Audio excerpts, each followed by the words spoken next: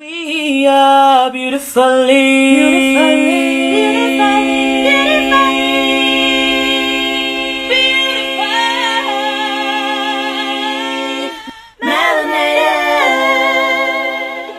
Good evening and welcome to Beautifully Melanated podcast here on Lightning FM. Thank you, Paddy, for that session there. I was particularly enjoying the gospel tonight. Okay, so I'm here again with my lovely co-hosts. I'm Karen and I'm joined by... I'm Kay. Hi guys, I'm Sarah. And tonight we have got, first up for you, What in the World? And Sarah will start with this topic. Okay guys, so keeping in true form with my normal What in the Worlds, I am going to do this one by the Daily Mail, but it's across other papers as well. It's very, very random. So yeah, I just thought, here we go. So the heading or headline is, Son kept his dead mother's corpse as a mummy on his couch in Poland for 13 years and now faces jail after a grisly discovery when relatives came to visit. A grieving son who mummified his mother's corpse and put it on a sofa in front of the TV after digging up her grave and taking her home is facing jail. The grisly find was made after the 76-year-old man's estranged brother-in-law decided to visit him at his home in the small town of Radlin in southwest Poland. Noticing him wandering around outside, quote unquote, looking mad, the brother-in-law decided to call the paramedics. When they entered the property, they found the mummified corpse lying on a couch on top of a pile of newspapers dating back from 2009. Police spokeswoman, I can't pronounce her name, I'm so sorry. The police spokeswoman, I don't want to pronounce it wrongly, received a report in connection with the disclosure of the body from a family member of the owner in the apartment. The police went to Radlin in the part of the house belonging to an elderly man, and a mummified corpse was discovered. The district prosecutor's office said, according to the DNA content, the mummified corpse is that of a woman, Jadwiga L., who died January 2010, and thus is Marian L's mother. It was established that the grave of Jadwiga, when she was buried, January 16, 2010, remains empty. It's likely that the man dug up his mother's body immediately after burial and then mummified it, and it's remained in the house since 2010. And it's thought that Marian L., who's the man, just lives 300 meters away from the cemetery, so he may have taken the corpse home on his bike. Bizarre, bizarre. Oh my God. Head of the district prosecutor's office said, everything indicates that the man must have used some chemicals to mummify the corpse. The smell of mothballs was quite noticeable, and the body was in perfect condition. Although the initial discovery was made in February, it's only being reported on now, and the man is being charged with desecration of a corpse. So yeah, that is my What in the World. I have actually thought a lot about this. I think I've just got so many questions about it. So You and me both. yeah, I'm going to do my little bit on it. And then, ladies, obviously it's open for you guys to say what you think. But my first thought is I'm not familiar with the grave digging process in Poland, but I have a cemetery very near where I live. And I've seen a cement truck many times in that cemetery with cement being lowered down into the newly dug graves. So that's one thing. Now, I don't know how it works in Poland, but also when I've been to funerals, and ladies, haven't you seen it? It's 6 feet deep. It's so deep. Yeah. It's very deep. Yes. So, And it's filled up. yeah, it's filled up. So how would one man with a shovel or something resume his mother's body? So this doesn't make sense. So for a start, if the funeral, unless the funeral was held at midnight, and he was the only person that attended, I don't know, or the cemetery was remote somewhere in Poland. It just seems odd. A man would then go and resume the whole body. So he'd dig Exhume 6 foot He exhumed the whole thing. Yes. Did he take up the coffin? Oh, well, yeah, you would have had to take up the coffin as well. But oh he my had God. to dig. But isn't it? I mean, I don't know how they dig graves. So it's machine, right? No, we backfill in Jamaica, Okay. baby. Hand. We fill it up, then we seal it. But you'd know, wouldn't you? If someone went Yes. and resumed a body, you'd know. You'd know about it, wouldn't you? Yeah, because the grave would look disturbed. And you'd see someone, mind you, maybe we're thinking about our cemeteries. That's true. I can't comment on the Polish cemeteries. Yeah. But I just find it weird how someone could, it's a big job. I mean, I know, obviously in the movies, people digging up graves. But I mean, That was know. sheer determination, wasn't that it? was to get to the Quite mother, a commitment. Quite a strap commitment. her on his push bike and pedal back home. 300 meters. Man afraid of dumpy. I know. Even to be in the graveyard with other dead people But just to do it. and just No- digging up, getting his mum. Come, mum, we're going home. Oh, dear. Do you know what? He must have been so distressed. I mean, this clearly is a person with mental health Oh, well, clearly. Clearly, difficulties. I mean, this is extreme. It is. And I guess it's the idea that he could preserve his mum, that And he he could did. maintain that relationship. But did no one visit him in those 13 years? It's, yeah. It also seems strange that he was so, the professional at the end said that the body was perfectly preserved and chemicals Yes. would have been used. So I'm Yes. thinking, in order to, unless he was a scientist of such, he would have known, wouldn't he? He wouldn't have known rather about how to preserve a body. He had to research that. Yes. He Unless would he have, worked yeah. at a morgue. Yeah. He would have to have. So therefore, if he researched that, I'm wondering, was he doing the research before she was even dead? Because if he resumed the body the minute she was dead, then he's going to be thinking about resuming it before she died, wouldn't he? Does it say that he resumed the body immediately Exhumed. after? Sorry. Exhumed. So I Exhumed. said resumed. Yeah. Exhumed. Exhumed. Yes, yeah. Shortly He did, After death. Yes, shortly he did. after. That's right. So he must have been thinking, because if she just Oh, yeah, died that's true, that's before true. she died, he'd be thinking about it. So that's in itself says a lot about the man, doesn't it? What's his attachment style, would you say? I'd say insecure, but then I'd also think avoidant. Because the fact he sat on top of a pile of newspapers 13 years and got on with his life, that's quite avoidant. Yeah. But also very insecure. As in, Mummy! Don't leave me. No, I mean, I've got death to- is the ultimate leaving, the ultimate abandonment. That's right. You're not going to leave me, Mum. No way. That's it. Coming back to this house. Also, I think it's TV with me for 13 years. so. I think it also speaks volumes about the kind of life that he led. Very solitary life. Very, very solitary. He must have been quite the recluse. Yeah. Yeah, Definitely. For 13 years. that's a long time. And it's a for long no one time to have for no visited, one I mean, I'm not saying no one visited, but it's likely that no one did. So that could have continued. Yeah. So if that estranged family member hadn't managed to suddenly come out of the blue, which is weird in itself, and then saw him outside the apartment block or whatever, looking mad, that seems a bit strange. Suddenly a family member turns up out of the blue and says, oh, wow, what's happening here? Calls the paramedics, apparently, and that's how they found the mum. So something snapped because he went out of the house and walked around looking mad. So I want to know what the point of putting him in prison is. Yes, he desecrated a body, but what is the point of jailing him? It is a criminal offence. he needs a Yeah, but that's not the acting of someone with good mental health, is it? But then he might have to prove that he was not of sound mind when he did what he did. The proof is in the digging. True. Yeah, definitely. I have to that agree. itself, the fact you resumed your dead mother. Yeah, and proves kept to me- her.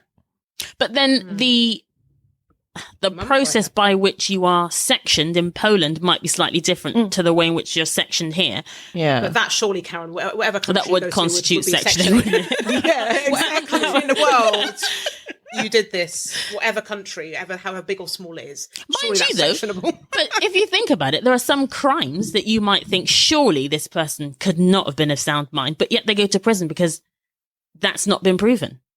So even though to you and I, this seems like clearly he was not well, I'm just trying to understand. I don't know how, how do you decide that? Because if he's not, if he's functioning in other areas, He's also in Well, his 70s, though. So Yeah, 76, I think he was. 76.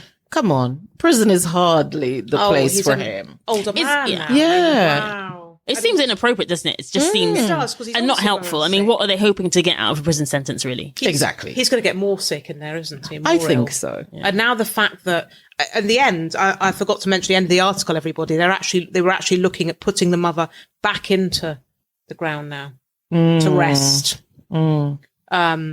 After all that time, which I think is right. So all that grief he delayed for Yeah. 13 years will come up now. It will. He has to let her go now. He has to, so it's going to come Yeah. so if anything, and it might follow on to our topic later, ladies, that could make him feel suicidal. I agree. Himself. Yeah. Yeah.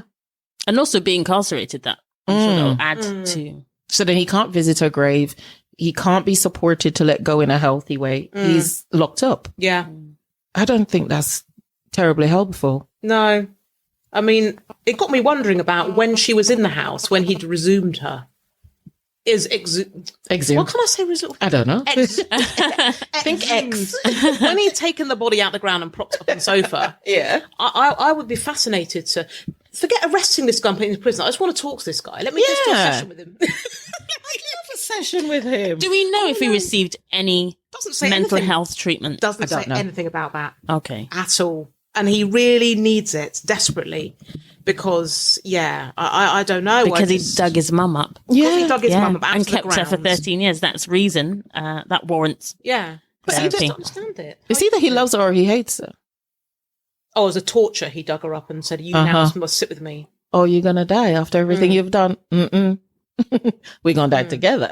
Yeah. That's a really good point, actually, because Yeah, good point. we don't know what his thought was. Yeah. And we don't know what his childhood was like, his upbringing, his Exactly. relationship with his mum. We don't know any of that. He could have done all sorts of that corpse. You know, he really could have to try and be close to mummy. It was a bit of weird, like a Jimmy Savile kind of thing, but it might not have been. I'm just running away with it in my mind, but thinking, was he talking to the corpse? That's what I wondered. Was he chatting to it? Was he trying to bond with it? How did mum die? Because if it was traumatic grief, Yes. immediately that should have been recognized as he needs some help. Traumatic grief will have. Do you think that's what it is, Kay? Do you think it's grief that's done? I think it's grief, both traumatic and complex, because he did. And again, if you think about grief in terms of relationships, when our loved ones die, we are grieving the relationship we had with them. So if your relationship was healthy, then the grief is quite straightforward, if you like. You do the mourning, you go through the mourning, you internalize them in a different way. You let them go in the physical, but you hold on to them in your heart and in the spiritual realm. That's when there's a good, healthy relationship. Anything outside of that is complicated grief. If you were estranged, if the relationship was toxic or abusive or codependent or enmeshed, any of that is going to lead to this kind of extreme behavior, which isn't grieving at all. He clearly was not intending to grieve. It's interesting because I was just listening to you when you were saying that, and I was thinking about Jeffrey Dahmer. I'm not sure if anybody's, well, I know loads of people have watched this stuff, but in the Jeffrey Dahmer thing that was on Netflix, not the stories of him, but the actual main one of his fantasies actually was going down into the grave of one of the victims and cuddling the victim in the grave. Oh my. When the victim had just been buried. So I don't know, then again, is that, I mean, Dahmer lost his mum quite young. The mum walked out and went off, and she had mental health issues, and the dad was just, unwell himself, really. So I'm thinking, what's that about? Wanting to, again, dig down. I don't know what I'm just throwing it out there, ladies. I don't know what it's about. Is it grief? Is it mental health? Is it both? It's I would have both. thought, it's probably both, isn't it? Psychiatric, very much so, because many of us might have in the past occasionally fantasized about killing a parent, not because you don't love them, but because something might be happening in that moment. But it passes. You don't act on it, but you could still let that parent go when they've died. Yes. And the rituals we do around death and grieving, I think, is pretty special. I love it. And not in a macabre way. But I do think we've got the ritualization right when we bury our loved ones. It allows you to let go, doesn't it? Allows you to let go. And It's a process. Yeah. And I think it involves the community, Yes. which is a really big Yes. part of it. Whereas I don't think that happened. Good point. Because he didn't have He didn't seem to any have community, did no. Yeah. The fact he lived alone, the fact that the estranged family member just suddenly popped up, makes me think that maybe there wasn't anybody at the funeral, maybe very few people, possibly. Maybe it's just him. And nobody was in that house for 13 years. So was he an only child? Does it say? It doesn't say. No, it doesn't say at all. Ooh. No, it's a very strange story. It's quite a sad story. I mean, I know it can be humorous in parts, but I'm just thinking, I mean, sitting with your dead mother on a sofa next to you on top of a pile of newspapers. I mean, isn't that the ultimate of loneliness, and isolation and just desperate behaviour, isn't it? Desperate and lost, and you're here when the body's dead and you can't let go. So that's your life. I mean, God.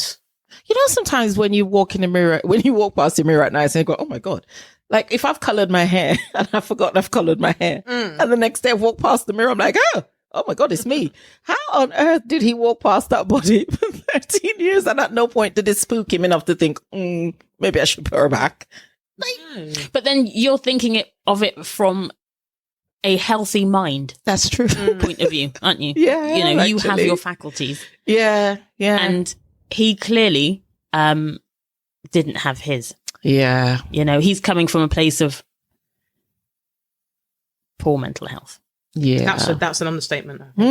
He's so sick, isn't he? But interesting enough, actually, ladies, it says at the beginning of the article that it says a grieving son. So I don't know if that's the Daily Mail saying that, or the fact that he said, you know, this is massive grief. I wonder if he lived with his mum. Did he live with his mum? Doesn't say if they lived together. But that would make more sense. That would make more sense. He possibly and did. then he was, you know, kind of those people that live isolated together. Because it doesn't say that he was, son. whether he was married, had children, had a family of his own. Doesn't say anything like that, does it? So, there's some people like that, though. There's another story that maybe I'll cover one week that's just weird. But whereas in America, there was a very eccentric older lady who had a daughter who kind of told her she has to come back from uni and look after her mother for the rest of her life. And they lived in this crumbling old mansion. There was a documentary on it, but she kept her away from the world, and both mother and daughter became kind of, you'll be able to know about this, Kay, that both, if the mother's delusional, then the daughter's delusional. They shared a delusion. They're enmeshed. Yes. Yeah. So that happened to these two women, and they ended up thinking that they were these stars, movie stars. You know, it ended the whole house crumble. It's tragic. But I'm just wondering, they just went in on themselves, and they got 20 cats. And I'm wondering if this man and mother created this shared world. Yeah. It is not healthy beyond the teenage years to be so attached to your parent that you can't leave them. You're not equipped for the world. Adolescence is a time when you begin actually to separate.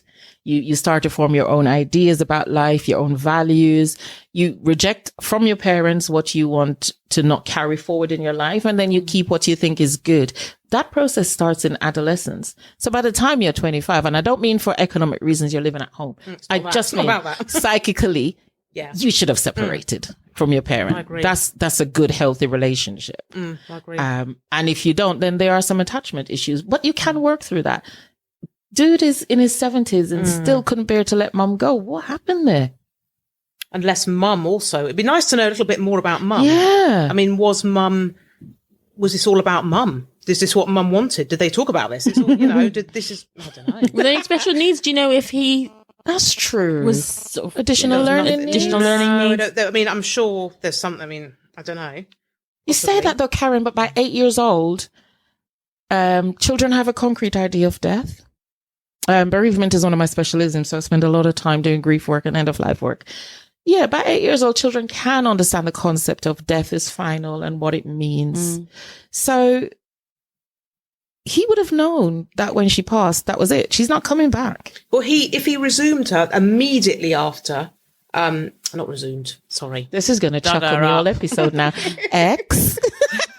If he dug her up immediately after burial, as it said, this has been something that's going around his head, isn't it? Because by the time I don't know how long it takes for a corpse to start rotting, but you need to know what you're doing if you're going to be working in a morgue, don't you? Have to preserve the body. Mind you, the way Jamaican funeral directors do it, you will last till eternity. Oh, really? They are top class. Listen, right? No matter how you die, that coffin is going to be open. They find a way. They're good. So when they do the embalming process, it is perfect. Oh, wow. So probably could prop her up for another 40, 50 years. You ain't moving. Wow. But that's when it's done properly, and you do pay for embalming services. You know, it's not cheap. So clearly he found a way to figure it out on his own. He did. But I'm thinking that, so he's Very been clever. Very. But so he's been thinking about this before she dies. I'm going to immortalize my mother when she goes. Rather than the coballing, I would have just throw down, roll in the ground, scream it out, go to the wake, have a drink, dance a little, and grieve. But I guess if he was in the house and he was alone for 13 years, no one coming to visit him, before that, was he living a life of solitary? I would have thought so. I would have thought for so. another 13 years. I would have thought so. Yeah, it sounds that's highly likely, yeah. isn't it? And it says, lastly, about on this, it says the smell of mothballs was noticeable.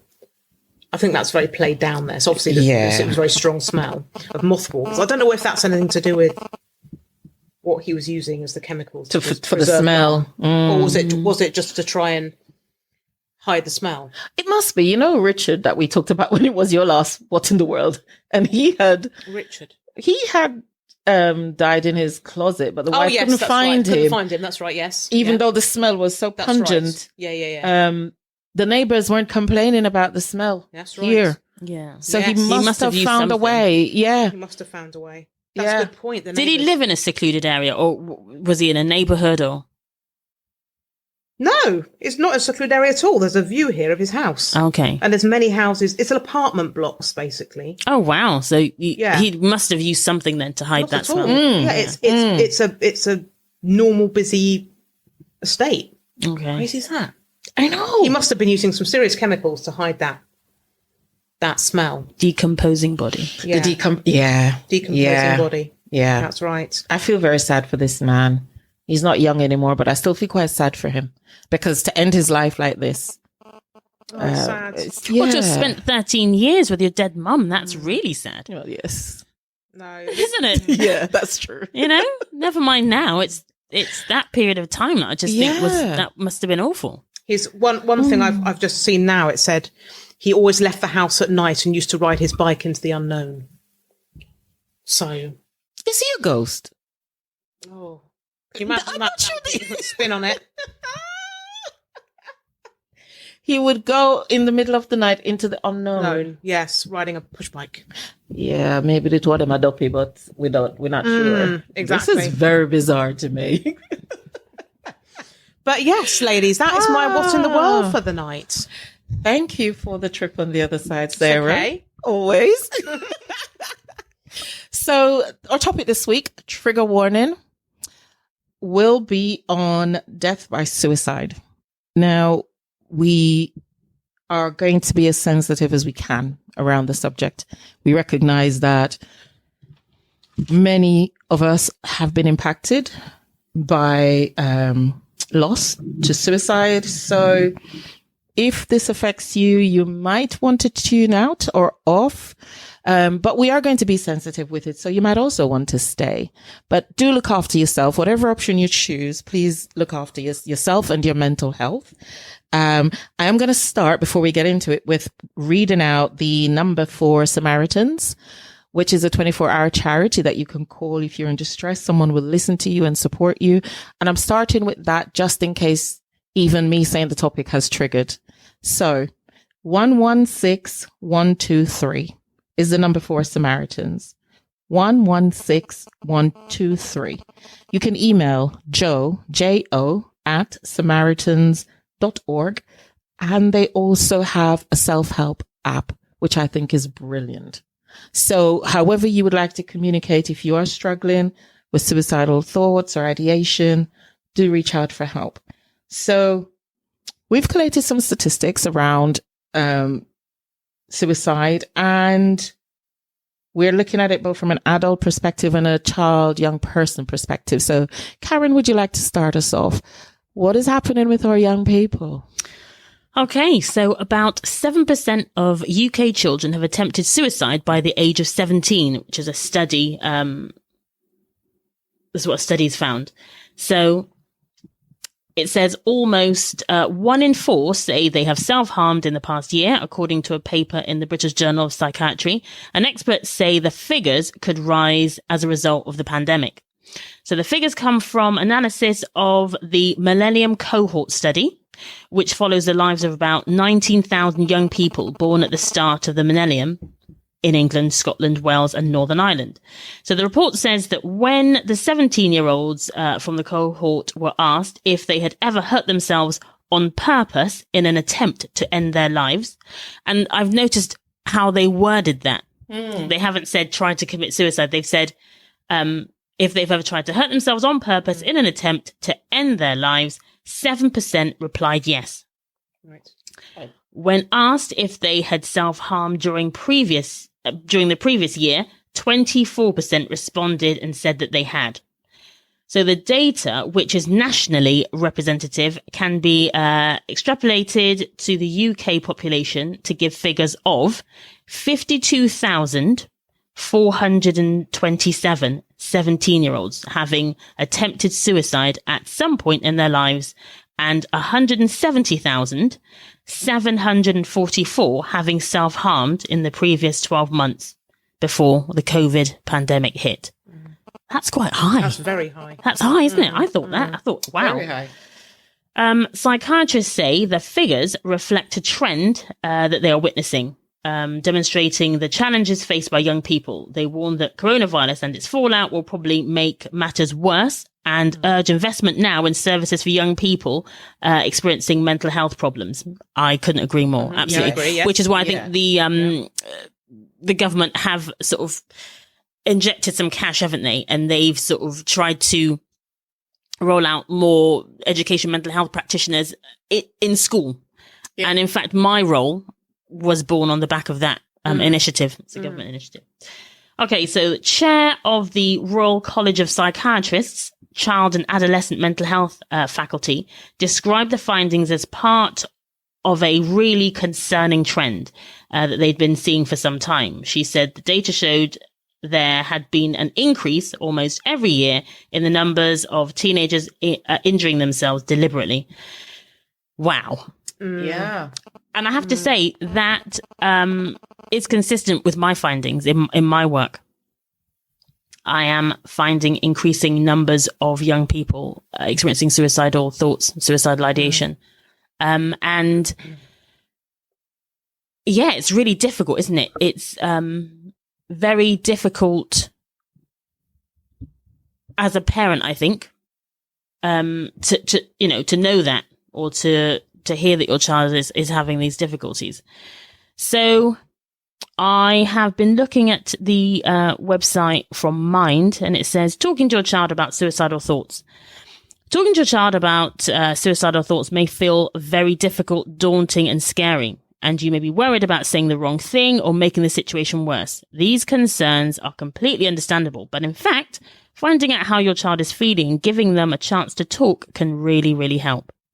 A young person who is thinking about suicide often feels very alone with their thoughts. Being able to share their worries may reduce their feelings of isolation, create a safe space for them, and let them know that you are someone they can turn to. It will also help you understand what's going on, allowing you to make a more informed decision about what to do next. Talking about suicidal thoughts with your child will not increase their risk or put ideas in their head. Now that is key. Very, very important. That is key. Yeah, that is I think key. So key. So many parents or adults working with children and young people think, if I say that word, if I talk about it, they'll get the idea. That's not the case at all. Not at all. They actually do need to talk about it. They do need to talk about it. Absolutely. Yeah. So that's really, really important. And also I think what I'm noticing is the role that the internet plays. Yeah. I think that's why when they've said, an increasing trend, I think the word trend was very interesting as well, because I do think that, I don't know, the internet is a wonderful thing, isn't it? Right. But it's a bit of a double-edged sword. Yes. Totally. Because it gives you information, so we're much more aware, which is fantastic. But the flip side of that is that we're much more aware. And there's a lot of information. There's a lot. I think also it's important, and I know when I was working at the school, I'm not sure if you've come across it, you will have, Karen, probably, but I found a lot of the time there was a difference between, there was the young people that actually wanted to, end their lives because their lives were so difficult. And there was the young people that didn't actually want to die, but they just wanted a mental space from their life because it was so difficult. Absolutely. Yes. That's I think, and trying to work out the difference between the two can be quite tricky sometimes because as a safeguarding lead, I don't know the difference and I have to act on every single case. But I think you're quite right. Sometimes they just want a release from what they're going through. That's right. Yes. And they don't necessarily want to end their lives. Right. I mean, I've worked with a young person recently who we had a conversation about what death actually means to them. And I was really surprised to hear that they had a very, very different view to death than I did. Oh, yeah. Or, than the reality of what that would be. So that's also really concerning because if you have very young children who are thinking about it, what do they mean by that? Do they think it's a temporary... in their games, they respawn. People don't really die. If they're gamers, Call of Duty the lot, they can have new life or get more life. So sometimes it's really, even though I said earlier that by age children do have a concrete ideal, death is final. That depends on the home and whether it's something that's talked about. Absolutely. And it's something they're led to understand. Absolutely. Yeah. And I think where lots of people don't have those conversations with children about death, I actually would question that, whether they, whether children do understand what death actually means by the age of 8. I sure do, because I went to funerals that were open coffin. But my children thought it was horrific. I think my daughter wouldn't cope with that. Not an open coffin. She couldn't. Right. But interestingly, I have worked with young people who have never been to a funeral. Yes. Yeah, right? Never been. Never had any concept of funeral death. And therefore, that will affect the way that they view death. And does that, I think for children though, when I was a kid, I remember my dad's mum used to live with us when I was a child, and I remember she died. She had cancer and she died. I remember I went to bed one night and I was only about 6 or 7 or something, and I woke up in the night and I heard lots of like voices and things. I don't know what's happened, and she died, and I was just told to kind of go back to my bedroom. Stuff like that. And I just didn't. And then when I came out of the bedroom the next morning, I remember she'd gone, so the body had been taken. I remember she spilt a cup of tea before she died and the stain never came out of the carpet. Wow. And so I just thought that, I guess the point in this is, I mean, I know it's a while back now, I'm 41, but I wasn't no one actually spoke to me about her death. So I didn't really think, it didn't feel real. Yes, so I didn't have a connection with what death was. Absolutely. She died, but she was there one minute, gone the next. And someone's trying to get the stain out of the carpet. Right. So I don't think at that age I'd have known about death. No. Right. So, yeah. It could be, it is cultural. I remember when I read Prince Harry's autobiography, Spare, he talked about when his dad came to tell him his mum had died. And he was 12 at the time, but it wasn't until he was 23 that the reality sunk in, that he accepted she had died, because he patted him on the leg and left. Oh, wow. That was it. Woke him up to tell him and left. And it was, I can imagine it was very much, let's get on with it. Yeah, very much let's get on with it. And then that horrific walk behind the casket, in front of the world, watching and in his mind, not necessarily mean mum's dead, she's going to come back. I mean, like I said to you earlier in the week, ladies, I worked with someone some time ago who didn't think that their child had a concept of death or an understanding of death, and therefore were really, really surprised when this young person reached out for some support, because mum was like, so what, this person, yes, they've gone, but why is that affecting my daughter? And I was dumbfounded, because I just thought, surely you understand grief. Right. And what grief means to you. But I think she was of the opinion that she, as an adult, as a person, was very resilient, and she just kind of got on with it. She said, I've lost an aunt. I was meant to go and see them, but they passed away, and I've just got on with it. And I said, that's you. Karen, language matters. Lost, past, that doesn't say anything concrete. This is the problem sometimes. Oh, right. When We we're don't talking call to it. children Yeah. about death, we don't say died. We don't say dead. Dead, They no. pass. They passed. Passed where? Yeah. They've gone to heaven. Okay, Yeah. cool. When are they coming back? Yeah. You lost them. Where did you lose them? And can you go and find Good them, point please? for a young child. Yeah. Yeah. But I think we do that because we want to protect them, don't we? So lots of parents will say things like, well, they've gone to be with the stars. And they sort of, use analogies to Yeah. explain. When they're young, when they're young. Well, even- they've died. You need to say died. died. I don't know how And you many need to people say do dead. that. Interesting. Yeah, they Actually, don't. this is interesting. I wonder how many people, when discussing bereavement, actually say to children, let's say under the age of, I don't know. 8. No, let's say a bit older than that. Okay. Under the age of what? Like maybe 12? Okay. You also gone to be with the stars. I've told my daughter that. She'd be like, "What? What are you talking about? Have they died?" You could not say that to But her. your daughter's clued up, Yeah, but I think when you get, no. I think under 8 you don't use that language, Yeah. but you're right. It does happen. You'd be surprised. Yeah. Right? I think, so it'd be interesting to find out how many people, when talking about bereavement, death, loss, actually use the words, this person has died. They have died. And what explanation might you give? Not they've gone to be with God either. No. Yeah, please. No, because why does God want them? Well, the thing is, that brings me back again, ladies. I am going to be devil's advocate again this week. Because what if you're a Christian and that is what you believe? Lots of families Then will still say that they've died. And we believe that when someone dies, they go to be with God. Yes. See? Yeah.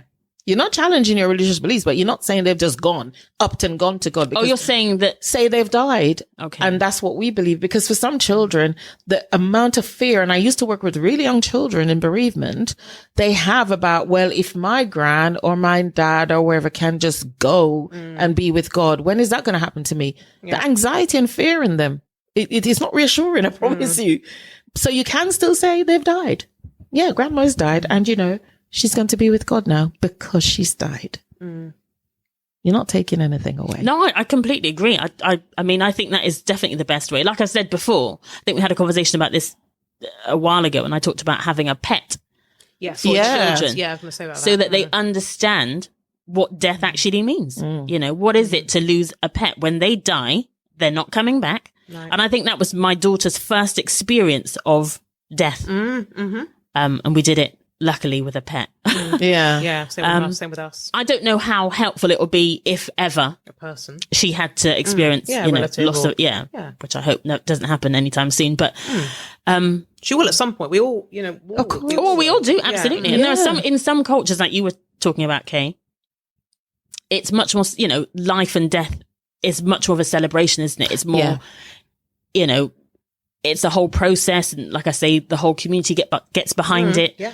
But I think in some communities, we don't really do that so much. So then there's less opportunity, isn't there, for children to understand what that means? Yeah, because I know for the 20 odd years I've lived here, lots of colleagues, friends, when their loved one dies, the children are not allowed to the funerals. They're not. Yeah. Yes. Yeah, that's right. Yeah. And I'm thinking, true. well, what sense do they make of that? Again, here 1 minute, gone the next. Where did you put them? That's what I thought when my grandma Yeah. died. She's there 1 minute in the bed Yeah. drinking tea, and next minute she's just gone. Mind you, though, I worked with someone else who witnessed or experienced an open casket. I think they traveled to India, something like that. Yeah. And that was the custom.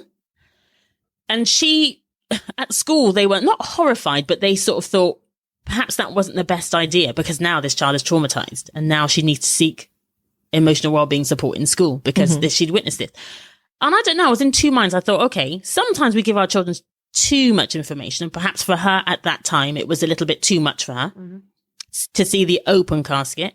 But at the same time, I suppose maybe that was a good thing because she understands that Nan or whoever it was is dead. Yeah. There they They are. won't be coming back. This is what this is what it looks like. And yes, she'll grieve and it will be shocking initially, but I imagine that she will work through a process to get through that.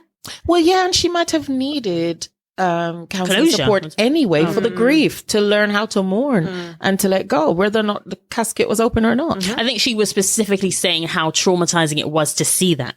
That was what she. I think it depends on a person. I think also it depends on who's died. True. I think had I had some long lost cousin, I went to an open casket, I wouldn't really be devastated about that. I'd be more intrigued about, because I've never seen an open casket. So I'd be more intrigued about what that looked like. Personally, I would be intrigued. But if it was something, if it was like like my mother or father, that's a hard one. Yeah. I'm not sure I want to. I mean, I don't know. Part of me may not. I don't know. The thing is, what you've just said there is interesting, because I just think looking at someone who is deceased, I think would be quite difficult for a lot of people. If I don't see them, they're not dead. In my mind, when I go to funerals here and it's closed, it's exasperating because I'm like, how do you know that's your loved one in there? I think you're used to it though. I think where you've been exposed to that, but I think someone who's never witnessed that, and think about it, a child's never ever seen that, whether it's a grandparent, whoever it is, it's someone who has died and you can see them. Yeah. Yeah. In an open, I just think that's quite, I would imagine that'd be very triggering for a lot of people. Interestingly, the only time coffins were not open in Jamaica was when someone died by suicide. It was considered shameful and that they're not going to heaven. Oh, that's interesting. That's what someone, a Muslim girl told me as well. Yeah. If you could take your own life, you'll be replayed and replayed and replayed for all eternity. Yeah. Well, yeah, there are some faiths. Yeah. There's a lot of shame around it because I imagine it's internalized as we've done something wrong or we've let this person down or this person has let us down, even worse. So now we can't grieve him. And I don't know if it's real. I must check with my sister, but I'm pretty sure they were buried face down as well. Oh, really? Like in the coffin, they weren't face up, they were face down. Wow. I'm going to check if that's like a myth. Symbol of shame. Like a symbol of shame. You don't even deserve to be looked at because how dare you? Yeah. How dare you take your life? You know, it was considered quite probably the worst thing you could do. Yeah, I did meet somebody that said they did feel suicidal at some point, but because their dad was Muslim and said to them, you know, if you take your life, you'll get, you know, repeated and repeated and repeated for all eternity in the flames of hell, pretty much. Blimey. That's what stopped her. Right. So but she said, even though now as an adult, she's not for her, but you know, she said that repeated and repeated. He just told her, you can't do that. So no way. So actually it saved her. It did save her. Yeah. She was like, this car, you know. Yeah. I do know some students who said to me that because of their faith, even though they have had suicidal thoughts, they are fleeting, not lasting, and they would never act on it. So I guess in some ways the faith has kept them alive. Yeah. Yes. Yeah. And this is where cultures are different. Absolutely. Because you have some who don't have a faith or belief system in anything. And they believe that when you die, that's it. That's it. Yeah. So death is both terrifying and a mystery at the same time because we're not sure what happens, but we think it's nothing. Yeah. So then they'll find out. We'll cross over. I wonder if it's helpful to think that there's something else out there. So therefore you're going to, you know, a better place. For some people, they do believe that, don't they? Yeah, true. Definitely. And then for some people, they, like you say, they don't have a faith and they just think this is it. This is the end. When I'm gone, I'm just gone. Yeah. Actually, Leah's just asked if I was scared as a child seeing dead bodies. Yeah. I tell you what it came out as, ghosts. It wasn't the dead body that was scary, it's the ghost. Yeah. Ghost of the person. And the practices we did to make sure the ghost didn't follow us home from the funeral. Oh, yeah. Okay. We were early to bed that night. We would be in bed before the sun went down so we could get the wall, the corner of the bed, because if you're at the edge of the bed, you're not sleeping tonight because you think they're coming for you. That relative's waiting for you. In the night. But pull you off the bed. But I'd be terrified. That's actually really scary. I think for someone my daughter's age at 10, she would be petrified of that kind of That's really, I don't think she could cope with seeing a dead body. In the West, no. But if you lived in Jamaica or India or wherever that's the culture, you would expect it. Mind you, and also I did some training recently on suicide prevention. And I recently discovered that to commit suicide, which is why it's called committing, was actually a criminal offence in this country. Okay. Which is why it's called to commit. Is you're committing a crime. And which is why I rephrase it as death by suicide. Yes. And they have, I think the whole country's rephrased it. They don't tend to say commit so much. I did not realize. Taken your own life. Isn't it? It's a crime. So then what are you going to do? They're already dead. Well, you can't actually punish the crime if they were, dare I use the word successful? I don't mean it as it's a success, but I'm saying that if they were able to do so, it wouldn't be punishable. No. But it was still a crime. I just think it's interesting to know that it was a crime. Yeah, that is. Yeah, it was a crime. That's quite shocking. I thought so. But why was it a crime? I don't know. I guess for some people, it appears to be a rather selfish act. Yes. Yes, I have heard that. Yes. I have heard people say that. I mean, I understand why they'd say that. But then I guess we've worked with people that are actively suicidal. So I think it's different. Had I not, I'm trying to put my position, if I never ever met anybody ever in my life that was suicidal, I probably would think it was selfish. Yes. I think there was a time when I did think it was selfish. Yes. Yeah. Probably before you trained. Yeah. Yeah. Definitely before I trained. Yeah. But having worked with people yes, and having definitely. heard, their stories and experiences, I imagine that is not your thought anymore. Yeah, exactly. So if you have just joined us here on Lightning Radio, we are Beautifully Melanated podcast, and we would like to put out a trigger warning. We are discussing suicide tonight and death. And if you are affected, you can get some help. You can contact Samaritans on 116123. You can text them. You can text the word shout to 85258. And you can also email Joe at samaritans.org. If you're just tuning in, again, would like to invite you to really look after yourself in this episode. And Karen, as you were talking about children and young people with suicidal thoughts, there is a charity called Papyrus UK. Yes, there is. Yeah. And they are a charity for the prevention of young suicide, so under 35. And they have contact details. Their helpline is 0800 068 4141. Thank you for that, Kay. Okay, so we've got 10 minutes until we go to break. Kay, do you want to start off on your... Yeah, if I could piggyback on Karen, where you left off in terms of young people. So I did some research on Young Minds, and honestly, do give them a follow on on social media and on LinkedIn. They're brilliant at highlighting mental health difficulties in children and how we can support them. So I went on their website today, did a little research. In 2020, Young Minds commissioned Beano Brain to carry out a longitudinal study of young people aged 11 to 25 to track how they're feeling. Now, this was at the height of the pandemic when we were all really very concerned about mental health, all of our mental health, but particularly in young people. Of the young people surveyed, 49% said that they had experienced negative emotions which affect their everyday life. 40% said they struggled to cope. 23% said negative emotions are still affecting their daily life. 19% said they are struggling. 17 to 25-year-olds were the most likely to say that aspects of their everyday life were being affected by negative emotions. 54% say sleeping habits had been affected. 52% say their enjoyment of life had been affected. 50% say how they feel about themselves has been affected, and 43% say their eating habits had been affected. Overall, young women were more affected than men. Those who identify outside of cisgender or straight, as well as racialized groups, and those who are disabled are much more likely to be impacted, with higher numbers saying they're struggling to cope. Thinking of last week's What in the World, 49% of Black and minoritized or racialized groups struggled. 66% of those reporting a disability or a long-term health problem were struggling. And 62% of those who identify with the LGBTQIA plus community were affected.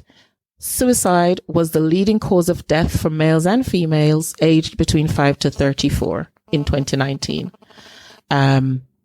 And Sarah's going to pick up on this after the break, but 1/3 of mental health problems in adulthood are directly connected to an adverse childhood experience.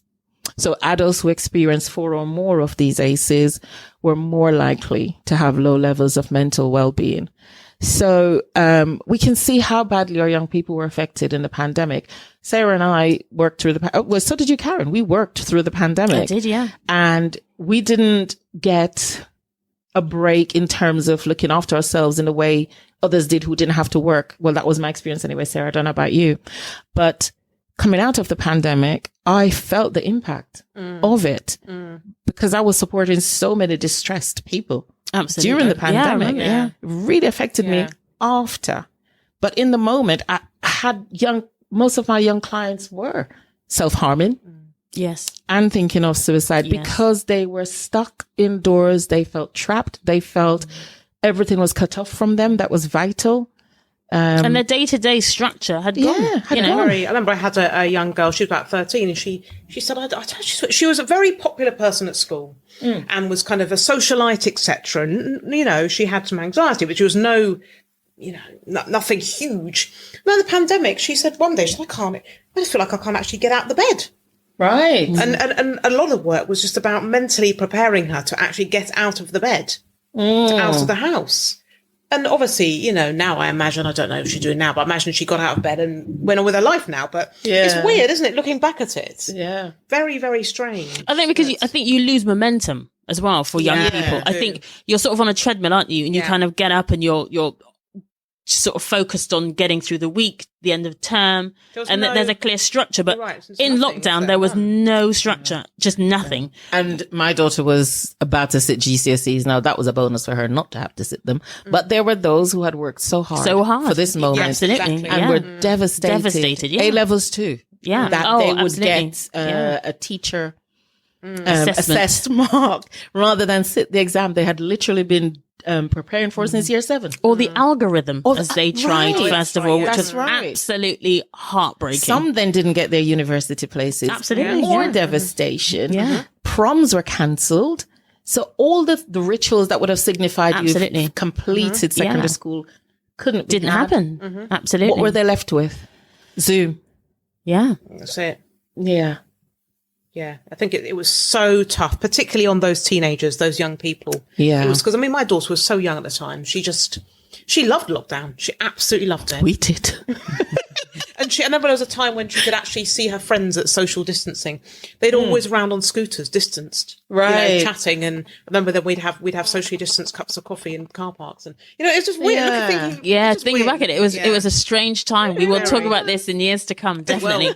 But I see, for my daughter, she was among that cohort who couldn't finish her A-levels because of the pandemic, and she had worked exceptionally hard, and that was really difficult to know that it was no longer going to be based on her efforts, that someone else was going to make this decision. I mean, luckily for her, she had worked all year, so when it was teacher assessed, it was fine. But that may not have been the case for some other students, because a lot of my clients completely flunked their mocks because they're like, well, that don't really matter. Exactly, because they were going to put it out of the bag. They were going to put it out of the bag, the 11th hour. But if they didn't have the opportunity. So it was devastating for a lot of people. And the mocks were what were used as part of the assessment. Absolutely. So horrifying for a lot of people. Yeah. And also for my eldest, when she went to university in lockdown, can you imagine how isolating that is? Because there was no freshers year. Oh, yeah. No partying for her. It was lockdown. Oh, my gosh. Well, yeah, pretty much. I mean, so she was... your room. Goodbye. Exactly. I mean, she was in halls, so luckily she had some really lovely flatmates, but it still wasn't the university experience that she was hoping for. No. I emailed everyone. I emailed everyone, head of faculty, you name it, I emailed them. What are you going to say, though? Yeah. What are you going to say, Karen? My daughter is alone at uni. Yeah, she was struggling. She was on her own. And there were things that she didn't have access to. Okay, because for whatever reason, they hadn't, sent her relevant course information or whatever it was. And she really struggled to say, excuse me, I need you to help me. I mean, look, it's a massive university, right? So there's lots of students. But I wasn't interested in that. I was interested in my daughter. Excuse me, hello. Yes. She's struggling, and I needed someone to listen. And actually, it was really helpful. They were, the head of faculty actually called him up at home. And he said, I completely understand. He said, my daughter's in the same position. He said, I'm really concerned about her too. He said, I completely get you. He said, I will sort her out. I will. And he did, lovely. But, I'm that kind of mum. I'm going to send an email and I'm going to absolutely 100%. And other parents are not so like that. Maybe they would say, okay, wait it out. Let's wait. Let's see. But for some students, it was hugely impactful on their mental Many health. students died by suicide During that period in of time. university accommodation. I can imagine. Yeah. I can well imagine. Yeah. And I'm not a self-motivated learner like that. I need to be in a classroom. You need I to do as people. well. 100%. I mean, learning online, Right? Oh, it's hard. No. it was so isolating, not being around, her peers. Because you share ideas, don't you? You do. You share ideas. You vibe in class as well. 100%. And you learn so much from Yeah. others. Now imagine not having that. Yeah. She'd never lived away from home before. Never. So she was without her family, without her mum, without Yeah, it's a her lot, isn't it? surroundings, all the things that she was used to, plonked Yeah. in the middle of nowhere, in the middle of a pandemic. Oh my God. Yeah, that's hard. It's really tough. That was tough. That was a horrible time. That was a horrible time. We're coming up to the break, and I wanted to throw in a little bit of theory before. I'm going to take 2 minutes, but just to say, and I'm summarizing it, and the theorists, if you're interested, Richard Frankl, Lifton, they talked about suicidal ideation in adolescence. Basically, Lifton says adolescents, they are viscerally affected by the awareness of mortality and struggle. And to make sense, of the resulting life and death imagery that pervades consciousness during their adolescence. So images of life and death accompany all fundamental transitions in life and may help us to understand better the pervasiveness of suicidal imagery in adolescence. And I know sometimes I used to tell my daughter off for joking. Her and her friends are like, oh, if I don't get this, I'm going to kill myself. I'm like, please don't even joke about that. Yeah. But lots of people use when it in I read jest. that, I was like, oh yeah, fair point. Because they do casually and jokingly throw in, I'm going to kill myself. Absolutely. That's another thing that, But he's saying basically they're wrestling with the transition and that it's a pervasive state of mind for them. So he goes on to say, because they're transforming, they're moving from one stage of life to another, it is probably metaphorical. Mind you, though, more than literal death. I get that. Yeah. But if you're saying, if someone uses it flippantly to someone who has actually considered That's or has true. attempted to take their own lives, sometimes it can have lasting effects, can't it? When it gets brutal is when they tell their peers to go and kill themselves when they are already struggling. Absolutely. And that, recently. that Yeah. happens. Recently, Yeah. someone was told to go and do that, Yeah. and the girl fell apart. Yeah. So, Because it's language already a matters. consideration. Yes, 100%. yeah. And Yeah. how do we educate our young people to say, actually, that's not helpful. That's really harmful. So how do we? let's go to the break. We'll pick up after. So ladies, let's regroup. If you're listening in, thank you for joining us on Lightning Radio. He says, the problem of suicide forces us to reckon with our susceptibility. I can't say that word. To confound the metaphoric and the physical. And we need to understand that there's a symbolic nature to suicidal ideation in otherwise healthy teenagers. So we're not talking about those who are struggling, but those who are going through that developmental period. That's right. So we can see both. That maybe a part of them will die Sure. when they transition from being a teenager to a young adult. And that's metaphorical, isn't it? That's sort of, It is. yeah. Yeah. And that's what we can work with as well. So we will see you after the break. Okay, guys, we are back. Kay, did you want to continue what you were saying? I would love to. If you've just tuned in to Lightning Radio, you are listening to Beautifully Melanated podcast. We are live. It's 90.8 FM, and you can also listen to us on lightningradio.net. So if you're just tuning in, do have to give a trigger warning. Tonight we're discussing death by suicide. Before the break, I was sharing about the theory around young people and how pervasive thoughts of death can be for them as they transition from one stage of life to the next. And so I'm going to finish reading where I had started. Right. So there's a book called Suicide and the Soul, written in 1964 by Hillman. And he speaks of the impulse towards suicide as a transformative urge. Metaphorically, a part of the self must die in order to make room for a new way of being. In this regard, he says, the suicidal impulse contains within itself an urge for new life. It is very important to hold in one's mind the literal and metaphorical levels when assessing suicidal ideation. And I suppose that's for us as practitioners. The problem of suicide forces us to reckon with our susceptibility to confound these two levels for what may be an authentic wish for a part of the self to metaphorically die can become literalized in the actual act of taking one's life. Understanding the symbolic nature of the suicide impulse is especially relevant in the work with adolescents. While traditional societies recognize the need of the adolescent psyche for this kind of transformation, the imagery of suicide as the only means available to express the urge for radical transformation is all that some young people have. So, I wanted to pose a question, and I thought I was going to be devil's advocate tonight, but Karen, you've beaten me to it. So, devil's advocate number 2. Is it ever okay to allow a person to die? Your client says, I want to die. I'm done. I'm tapping out. Mm-hmm. It's not that I'm in so much pain that if you took the pain away, I would want to live. Mm-hmm. It's that I don't feel like there is any purpose to my life anymore. And I'm ready to go. Mm. Is it ever okay to let people go? From my point of view, then, I would say, as a mental health practitioner, I have a duty of care to preserve life. I'm not a doctor, but yeah, you know what I mean? Like, that's how I feel about it. And I would have to feel as if I've done everything within my power to preserve that life.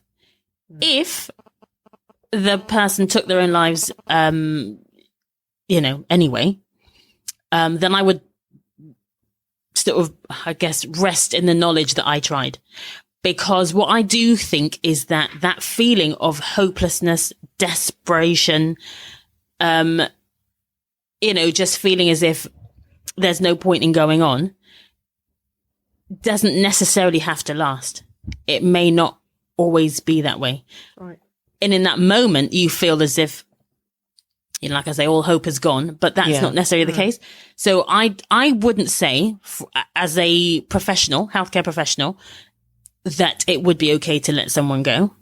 Like I say, I have a duty of care to preserve that person's life. If in the event that, it happened anyway, I would just like to have that knowledge that I had done everything I could. And is that because they're young and developing, and in the context of what I've just read? I think anyone, if I'm honest. Anyone. Okay, I would totally disagree. Totally disagree. Say some more, Sarah. I agree with you when it comes to children and young people. Yeah. 100%. And I actually spoke to a friend yesterday, who's a social worker, and she had a family, and the child, sadly, the young girl took her own life. She was 13. And she said, I worked with that girl for a long time. And it hit me deeply when I learned of her passing, or her death. Yeah. But at least I know I did everything in my power to help that child and that family. Yeah. But yeah, I'll tell you why I disagree. Yes, I 100% agree with you when it comes to young people and children. But I think if it comes to adults, I think it's slightly different. I feel that if someone is, I haven't really worked with older people, but say someone's, 75, okay? They're sound in mind. And like Kay said, they have decided, come what may, they don't want to be here anymore. Then who am I to tell them they should hang on in there and stay there and we've got to do everything possible? Because I feel sometimes when you come to that age, I don't know. Whereas it comes to a young child, a young person, yes, my God, we want them to live their lives and help them and empower them, and it doesn't last forever. What happens if you're dealing with someone that's like 70 something and they've had a whole life of depression? Or poor mental health, or trauma or traumatic experiences. Or they're on, I don't know, they've got some incurable illness. That's different, though. You're talking about euthanasia now. That's different. Or like for them wanting to... Not euthanasia, no. Say a 76-year-old just does not want to be here anymore. Had enough. I would never say to them, no, you've got to do that. But hold on. In what context? Because I'm talking about it from a health or mental health professional. I would be working with this person. That would be my role. Yeah. So okay. I don't believe at any point, if I'm working with this person, I don't work with adults. Actually, I think it's important to point out. So I don't work with 75-year-olds. Right. So it might be slightly different. But for me, I don't. Yeah. So I can only think that if I did, and that was my job and that was my role, I still can't think of a time when I would say, okay, I will, Have you spoken to someone though that's older and said, you know what, I don't want to do this anymore? but this is what I'm saying to you. I think sometimes people say these things because they mean it at the time. At the time, they mean it because children, whatever's going on. But even adults, Well, even okay, adults. let me give you a context then. We're in this most distressing cost of living crisis, and people are joking and causing the cause they live. It's not funny, right? Bills can't be paid. People can't eat. They can't put their heating on. Their savings are dwindling rapidly. You're at 70. Are you going to get a job now at that stage of your life? No. Unlikely. What if you don't have the resources to keep going? Like literally, you're starving and you're cold. Why would you not want to die? That's, I can't look at it like that. I'm sorry. I can't. I cannot. I'm not saying people get to a point in their lives to take your own life. You must feel as if all hope is lost and there is no light. Yeah, that's the right. tunnel is just dark. Or you feel like you've accomplished everything you've come to do and it's time to go. And what I'm saying is, as a human being, you have the right to feel that way and to make that decision. But you have what the I'm right saying to take your. I feel like you have the right to. You take do. I'm not saying you don't, but Right. I'm saying if I had met like somebody in my family who said that, or somebody I knew, and they, excuse me, they felt that way. Who am I I would like to think I could help, but what if you can't? But I'm saying as a professional working with someone, that is different. It is my job to preserve their lives. But at no point in time would I be able to say, well, that's what they've chosen. Isn't it part of your job to make space for even that unthinkable? No. Why not? Because I think that the thing is, I think often, I'll rephrase that. I can't say often because I don't have any stats to back it. There are occasions where people have come through the darkest of times. And I can't tell you whether this person who today wants to end it all because they've just had it, or for whatever reason, I'm not trying to belittle what the reasons might be because I really don't know. But for whatever reason, they felt they don't want to do this anymore. Mm-hmm. I don't know for certain that won't change. For that reason and that reason alone, it is worth me trying to assist them to preserve their lives because I don't know that's. But what I'm saying is, do you not make space in the therapy room? No. Because she's not a therapist. That's true, actually. Because I would say, because I do, for them to tell me I'd sit with how they want to die, who they want to find them. Talk to me about your death experience. There is space for you to tell me about your death experience as you are thinking about it. Because I talk about after death as well. Of course, what your beliefs about after death. But I think also, though, the other thing to remember is that if you've done everything that you think you could, so for me, if I feel as if I've done everything I could do, and the reason why I guess our ideas differ is because I don't work with adults. And because I only work with children. But even with children. And teenagers, I would, if someone's come into me and they feel like they want to take their life, and they haven't made a plan, say, tonight. So we're not dealing with safeguarding, but we're talking about someone that, doesn't want to be here anymore. But isn't that safeguarding though? If they don't want to be, that is safeguarding. The ideation isn't. No. The plan of action is. The plan is. Say someone said, I don't want to be here anymore, but they, the plan of action. Hang on then. So you're talking about accepting it and allowing someone to talk you through their suicidal ideation.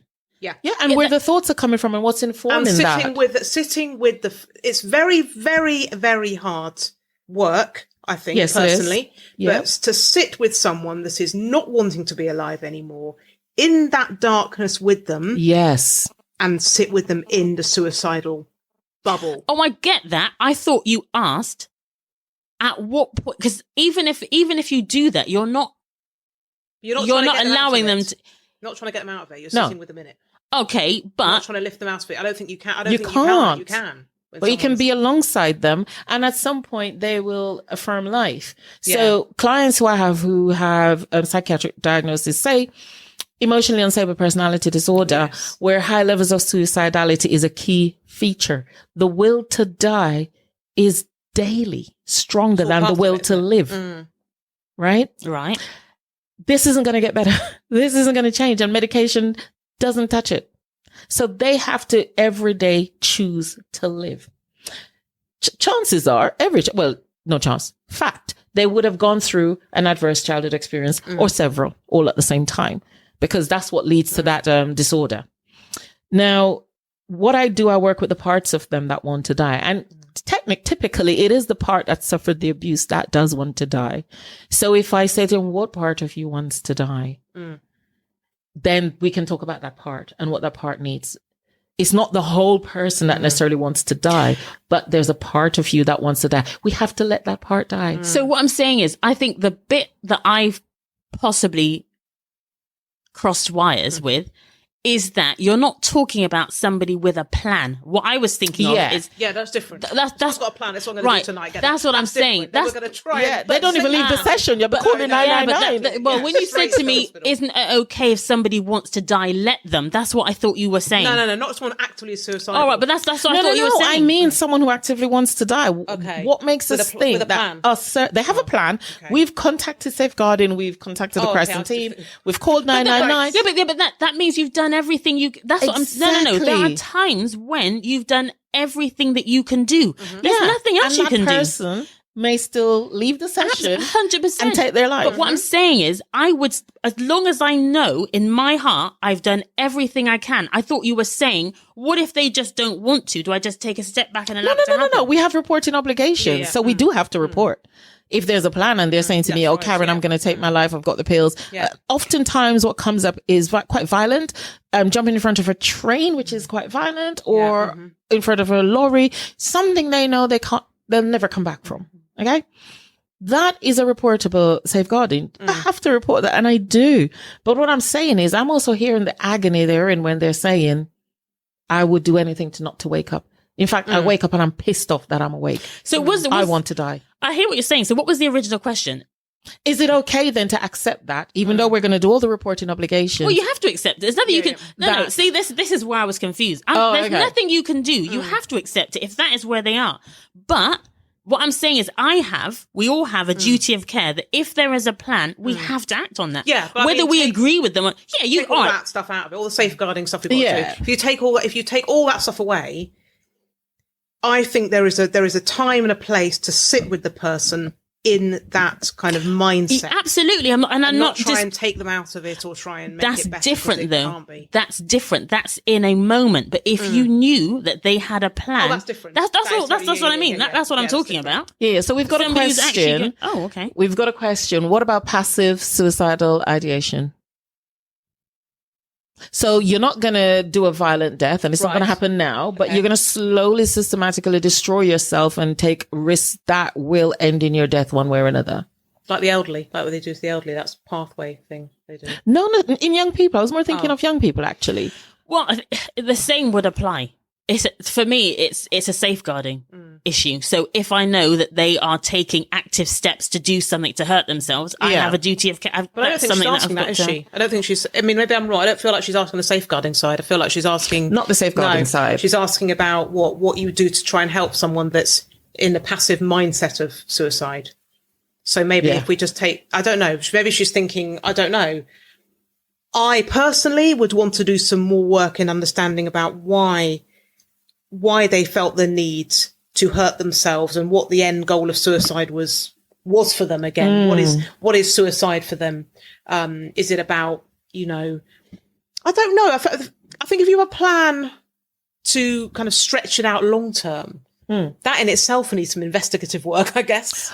Because it's a recurring problem. So children, young people who live in families where they are repeatedly abused, where they're repeatedly invalidated, where their sense of self is taken from them daily, they have no hope. So whilst they may not jump in front of a moving car, they might take other risks, like jump across a building that if you land badly, you're dead, or misuse substances, get into relationships that are risky, self-harm. And they might even sometimes tell you about the ways they know how to harm that could end up in their deaths, but they don't do that. but the need, so basically there's an ambivalence about life. You know, if death comes, yeah, why not? Might be better. I get But that. I'm not going to actively do it. So how do you work with that ambivalence? Yeah. I think there was, I went to a training day and the person putting on a training said they worked with a young man, who would play, I think I've said this before, play chicken across the road with the cars. And when they actually spoke to him, he said, I just wanted to see if anything would hit me. Yeah. You know, I wanted to know if I existed. That's what he said. I wanted to know if I existed, because he just felt like he didn't exist. He never felt like he existed in his world. And that was going back to his parents. So, well, that's the job. That's why you're both therapists, because that's what you do. Yeah. That is your role. You talk to people who are experiencing these things, rightly or wrongly. Yeah. So I can imagine that for you, you may hold those thoughts, I guess I'm looking at it because I'm not a therapist. So I'm looking at it from a different point of view. If somebody comes to me, that is the thought. Yeah. That's what they want to do. I act on that. And I don't have to work though. Say someone came to you that was nothing to do with your work. Right. How would you respond to that? I think that might be slightly different then, because if it's someone who see, that's difficult. If it's someone in my family, someone I care deeply for, Say it's someone not in your family. Say it's someone that you know's, I don't know, child or something, but you're not attached to them, but you know of them. So there's not I think when you say child, I'm going to go into work mode. Yeah, I am going to. What about if it's an adult, say it's a friend of a friend, someone I don't know very, very well, I would want to, if we had a conversation, I'd want to give numbers. I'd want to sort of recommend the both of you. Oh, God. Okay. I would though, wouldn't I? And I would seek support. If that support was not received or they did, that's an adult. There's nothing more I can do. Yes. No. So as a human being, I would have said, I did try and I've said this and I've offered this and I've whatever. In the event that they've chosen to take their own lives, there's nothing else I can do. So, well, yes, I would work with it. But Sarah said you're with them in that ambivalence. You're not panicking saying you can't think that way. You're too young. No, what have you got to want to do? Oh, no. You sit with them through that ambivalence and you look for the ways in which they actually do affirm life and the choices they make in the things they enjoy in the future they might hope, because often it is, I'm in so much pain. I can't see myself on the other side. They kind of find a little rung. Yeah. Sometimes I had a client that felt like she was just like sinking into a pit of tar. And I remember a lot of our work was, I felt like it often with sessions, I felt like I was sinking into a pit of tar with her. So a lot of the time we would sit in the pit of tar together. And it would be about finding a rung to grab onto, you know, where we could, even if you couldn't see in the pit of tar, because that's why I do so much about the imagery and visualization, and you can do the art therapy, and you just so much you can do to help people when they can't express themselves through words. Absolutely. And actually that might be quite useful for us to talk about more on this at some point. That's true. How to help people, you know, when they can't express themselves through words. Yeah. Well, I have just been looking at Mind's website, and I just would like to share this. So, quick trigger warning. We are talking about suicide, suicidal ideation, suicidal thoughts. And if you've ever been affected by suicide in any way, we will give a number for the Samaritans. Kay, do you have that number to hand? The Samaritans number, I do. It is, you can hear my paper turning. I'm full of statistics tonight. 116123. And you can email joe@samaritans.org. Thank you so much. Okay, so it says here, if your child tells you that they are having suicidal thoughts, you should take their feelings seriously. They may have taken a big risk in telling you, and it's important that you discuss this and that they feel heard.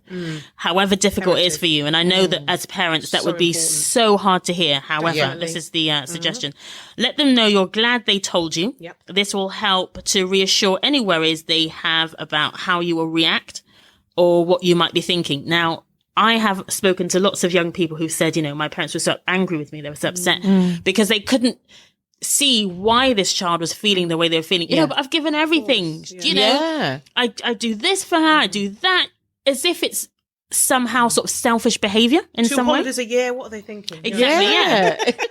As That if one. you have no worries, all your needs are met. And I get that Yeah. because I think for parents, it is really hard to hear. Like, what could be so wrong that my child feels this way? And also, sometimes it's a reflection, or they feel as if it's a reflection on them. What did I not do? Yes. What have I done? So it's really hard for parents. However, it goes on to say, make sure they're safe. If they contact you and they are away from home, encourage them to get to a safe place. Try to react calmly. This is a really important one.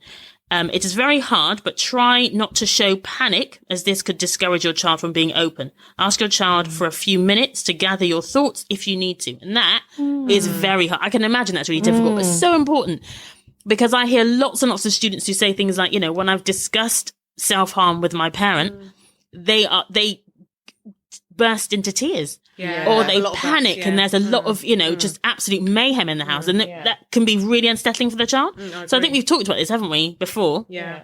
We said, remaining really, really calm is most helpful. Listen and empathize with just how bad things feel. Yes. If you can, use their own words to reflect how they might be feeling. Try not to downplay their feelings. So you hear it. I think that's why validation is so important. Yes. You're listening. I'm hearing you. And I'm validating how you feel. I may not understand it, but I'm listening, and I can hear that for you, this is really, really difficult. And you're going through a really, really difficult time. And as it says, try to use their words. Yes. So you summarize what they've said. It says, think together about what's making them feel this way. Try to get a sense of what they feel has brought them to a place where things are so bad. And whether there are changes that can be made in their lives to help them feel better. Sometimes I think what you're discussing is when they don't feel as if there are any changes that could be made to make it better. They've got to a place now where it's so bad they can't see The wood for the trees. any change. Yeah. Change coming. Yeah. And the last thing says, try to get a sense of what their thoughts are like. It's important to establish whether they have an intent or plan to attempt suicide. So, for example, they might have thought about how or when or where they might do it, or research methods online. This is the biggest sign that they are at risk of making an attempt. You will need to seek urgent professional support, and you can contact, if you live in Kent, we have SPA, single point of access. Yeah. And I will look up the number for that at the end. Reassure them that you love them. They're not alone. I think that's the other thing. I think a lot of my work, I spend time talking about the fact that they're not on their own. Lots of other young people feel the same. Yeah, they do, very isolated. They feel like it's only them. And, It's only them. yeah. So that can be really, really help. And then it talks about seeking professional support, which, like I say, I will try and find the number before we end. I think just being there for them, listening to them, and sometimes if someone just needs to cry and talk, and I'll say, look, I'm sorry, blah, blah, blah. I'm so sorry, you feel this way. Yeah. And they're like, well, it's not your fault. I said, I know it's not my fault, but I'm just sorry you feel in so much pain. Yeah. And often that helps people just Absolutely. Yeah. be heard. Because a lot of the time, people are just not heard, isn't it? That's often the why issue. they Yeah. end up wanting to end it all, because they're just not Not heard, or they're not able to communicate why they feel like this. They're stuck. And then there's a fear from them too of communicating it because of the response they might Absolutely, get. 100%. The reaction from parents, loved ones, 100%. Crazy reactions we've come across in our lifetimes. 100%. That's a massive one. They don't feel the parents will understand. That's right. Some of the difficulties might be around what we were talking about last week. Yeah. Sexuality? Sexuality, gender and identity. Yeah. And they don't feel that they can share that with families because it won't be well received. Yeah. So that, there's so many reasons why young people struggle to talk to adults. And I think the other thing is I've spoken to lots of parents I've said to parents, look, as parents, we want to fix things, don't we? Your child is Good parents do. Yeah. Yeah. Pretty much. Yeah. Good parents, most parents would want to fix it. My child is upset. They're in distress. This is happening for them. I want to fix. Sometimes we can't fix it. Sometimes we just have to listen. We just have to validate and be there and be present. Yes. And I think for a lot of parents, that's really difficult. A question I often ask or invite parents and carers to ask their young people is, how can I support you? Yeah. Rather than What do you trying to need? come up with all the ideas you have that doesn't include the young person in their Absolutely. thinking. Yeah. invite them to be a part of it. They will know what they need. Yeah. Now, if you say, how can I support you? And they say, well, actually, it would help me if every day we had some time to talk, or if I could blah, blah, blah. Yeah. Then don't react to that badly. They're literally telling you what they want. Then that really shouldn't be up for debate as to whether or not you're going to do it. Yeah. See, I do a lot of work with parents and children where I act a bit like a mediator because there are instances where parents, where young person feel that they can't talk to parent, and having that sort of advocate, impartial person in the room can be really, really helpful. So we do get, and sometimes if I say to a student, how can we support you? What would you need? Yes. They often don't know. Yeah. True. They and really it's don't okay know. if they don't And it's know. okay That's if they when don't know. we can come We in come with in and some say, suggestions. how about, because by then we've usually got a pretty good idea of what's going on, really. Yeah, so we can say, how about, That's right. and I can make suggestions, and they say, okay, let's try. And then parents say, actually, I hadn't thought of that. Yes. Because Right. often they just haven't thought about it. Yeah. Yeah, that's right. It's taken somebody else to kind of say, have you tried this?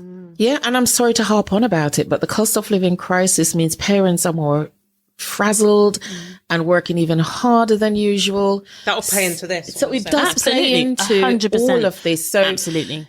it's when we can make the time. Sarah, I wanted to give some time to you to talk about adverse childhood experiences, because those also feed into the adult suicide rates. I have the stats for later, but let's get into it. So I just wanted to talk a little bit about some findings I got from specifically Barnardo's Scotland, and it's a National Records of Scotland. Now, they don't have lots of stats on here, but it does point towards Scotland. So 1 in 5 deaths in suicide was by someone under the age of 30, and this is in a study done in 2020. So in 2020. There was a study of 805 deaths by suicide in Scotland. In the most deprived areas, these were 3 times as high. So I wanted to talk about ACEs. So Kay touched on this a little bit more previously, and they are adverse childhood experiences. So basically, they're traumatic events that occur before a child reaches 18. So things like abuse, neglect, parental substance misuse, homelessness, domestic violence, emotional abuse, sexual abuse. These all kind of play into the way that someone develops through life. So people that have 4 or more ACEs are more prone to things like heart disease and cancer, various disabilities. They're more prone to long-term mental health issues like major or chronic depression, and addiction issues. Yeah. Within Scotland, in these areas, there is a lot of poverty. So there's a lot of stress. There's also a lot of lack of education and very little money. So when you put all that together with someone who's experienced a lot of these ACEs, and I've worked with people that have pretty much every single ACE listed. Same. These areas, I was just saying to Karen and Kay earlier, I have a friend that lives near Morecambe, and, she took me around Morecambe, and she's saying there's a lot of people there with disabilities and chronic mental health issues. And the area in part of Morecambe she took me, a lot of people have issues with money, gambling, addictions. Yeah. A lot of people are using, things to help them walk. And she's right. Well, I couldn't believe when I went there. Everybody seemed to have some disability or, it was quite shocking, actually. And these are the effects of poverty? In that particular area, I would say it was poverty in Morecambe. Yeah, and deprivation. And within this study within Scotland, it was. Okay. Yes, I don't know that much about Scotland, but I do know there's some very deprived areas of Scotland where people really struggle. And I guess it kind of plays into what you were saying about the cost of living. Yeah. Okay, as well. The children I've worked with that have these high ACEs, I mean, the families they come from are so complex and so difficult. Yeah. And it's almost that the children are experiencing this stuff in utero. Yes. Aren't they? Of course. So if you're born, to say, I don't know, for argument's sake, of example of a heroin addicted mother, who was beaten up whilst pregnant, and now you're living in a house, with, addicts and stuff. And then I don't know, for argument's sake, then you go into foster care. Yeah. And then you're in a group home. Yeah. and then you don't have anyone really supporting you. And then you have addiction issues because you can't deal with your life and you don't know how to be and you don't know how to feel and no one's showing you how to connect. Mm-hmm. You're going to be more open to things like suicide. Absolutely. You're going to be more open to things like chronic stress. You're going to be more open to things like cancer and heart disease. Yes. So, yeah. As for what can be done, I mean, there's things on the website. They say like, have you heard about the men in sheds? You know, men shed. I think it's called something like that. Yeah. I need to look it up. And Men Talk, I've seen a lot of signs around our local area for Men Talk as well. Men Talk, yeah. So it's a space for men, because males are really badly affected. Yes, they are, massively. To go and talk. Yes. And to find community. Yes. And I suppose this is the biggest lack for me, is the lack of community, where we're all going through a shared experience, but very individual with it rather than we're not sharing it because there's still so much stigma attached to it. Yes. There is. There's a lot of stigma attached to this, and we've talked about the stigma attached to mental health in certain ethnic minority communities. And this is no exception, is it? This is one of those. The stats for England, interestingly, so this is 2021 stats, and this is from the Samaritans. The age group with the highest suicide rates were men aged 50 to 54. That surprised me when I read that surprised me because 18 to 35 was the... Yeah, that's what I thought. Yeah. No, men. Really? Yeah. What a small age bracket, Kay. I know. But women 45 to 49, also a near 4-year age bracket. Okay. So in England, 5,219 suicides were registered in 2021. And of that, 3,852 were men. So that's 74%. Wow. And 1,367 female. So 26%. And the regional rates vary. So the northeast of England had the highest suicide rate, 14.1 per 100,000. The northwest of England had a significant increase in suicide rate in 2021, 12.9% per 100,000 compared to 10%. We can see just how much coming out of the pandemic and then going straight into a recession and a cost of living crisis is really having an impact. Ireland, I looked at their stats. Well, let's go for Wales. Wales, not bad. 347 suicides registered in 2021. So it's up 62 from 2020. That's much less with Scotland, 850. Right. Yeah. Wow. Wales is, Something in Wales, okay. I don't know. The overall suicide rate was 12.7 per 100,000. But again, men accounted for higher numbers of this than women. In Northern Ireland, 219 suicides were registered. 157 were men, 52 were females. The overall suicide rate was 13.3 per 100,000 people. And the male, again, had the highest rate. The most deprived areas had a suicide rate that was almost twice that of the least deprived areas. So here we go again. Socioeconomics. Absolutely. Plays a huge part. Yeah. It plays a huge part in mental health and well-being. Yes, absolutely. Because it can be stress related. Massively That's true. Yeah. Because, if you, like you say, the cost of living crisis, is really impacting. Yeah, if you already were on a shoestring, you're already in poverty. Absolutely. And then this comes along, 100%. Yeah. And then, like you say, that can then impact on the children because mum's really. I mean, I met parent recently. Mum was really, really struggling. Child was struggling and couldn't see the correlation. Okay. Mum couldn't see the correlation. Couldn't see the correlation. I said, well, who's looking after you, Mum? Yeah. What are you doing for your own well-being and your mental health? No, she didn't. She was completely oblivious. She just thought she was just keeping going. That's the thing. But there's I've worked a lot, I've worked a lot with the travelling community and I've worked a lot with young people in the travelling community and their parents sometimes cannot read or write, because they grew up as travellers and they've got pulled out of school. Yeah. So, they just have not been educated. And then, the suicide rate, I haven't got the stats, but the suicide rates in the travelling community are high. I have heard they're quite high. Especially for travelling, for men. For women. And more for women. Yeah. Yeah. As well as addiction issues. But that's a whole nother thing. I mean, I think there's so much with my working with young women in traveling community, the pressure on women is huge, basically to fit a mold. Yeah. And at some point that mold cracks, unfortunately, often. Yeah. But yet again, lack of education. So maybe say I didn't go to school and say none of you went to school and say I didn't know what was happening and how to get help for myself because I couldn't really verbalize what was happening because I just didn't have the tools to do so because I had not learned anything. Exactly. Then where do I go with that then? And you know the trajectory of your life. You know exactly what's coming. Yeah, what's coming. You know what's coming. You know exactly. I know the girls will tell me, get married and you look after your husband, have your children. That is it. And you keep everything clean. Yeah. And all the domestic abuse and domestic violence that follows is part of that's part of it. Yeah. the package. Yes.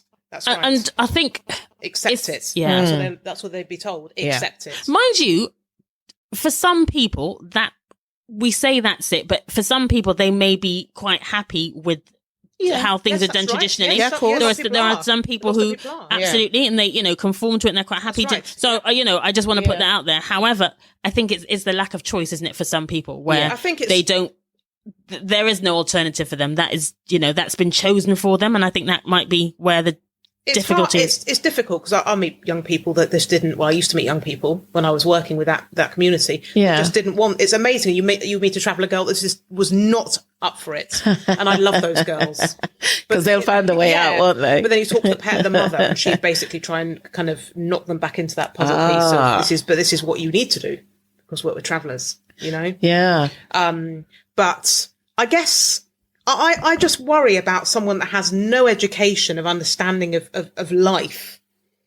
Outside can't read a packet of crisps or something, or can't even read a flavour of a packet of crisps. I saw actually a TikTok recently about this. There was this traveller girl, and she had this hair oil or something, hair mask, and she was unable to read what the hair mask said. It just said Weller argan oil, and she couldn't read it. Wow. And she said, I don't know what that means. But then she said, her words were, I'm a pikey. That's what she said. Yeah. So you can't expect me to know this. Right. Did she put it in her hair anyway? Yeah. But she didn't know what it was she was putting in. She couldn't spell Weller. I literally cannot imagine that. Exactly.